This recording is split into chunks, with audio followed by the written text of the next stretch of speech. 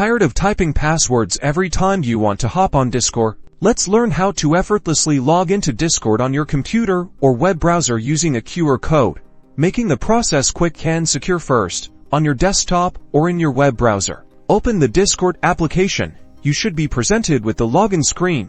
Instead of entering your email and password, locate and click on the option that says Login with QR code. This will display a unique QR code. Now, grab your smartphone and open the Discord mobile app. Make sure you're already logged in on your phone. If not, go ahead and log in. Once you're in the app, tap on the menu, usually represented by 3 horizontal lines, located at the bottom right corner of your screen. In the menu, look for the Scan QR code option. It's usually easy to find, but its exact placement might differ slightly depending on your app version. Tap on Scan QR code. Your phone's camera will now activate, ready to scan the QR code display on your computer screen. Position your phone so the camera can clearly focus on the QR code. Make sure the code is fully within the frame. Once the code is scanned successfully, the mobile app will prompt you to confirm the login on your computer or web browser. Will display the device and location where you are attempting to log in. Carefully check the details to ensure they are correct. Review the confirmation that is displayed. If everything looks right,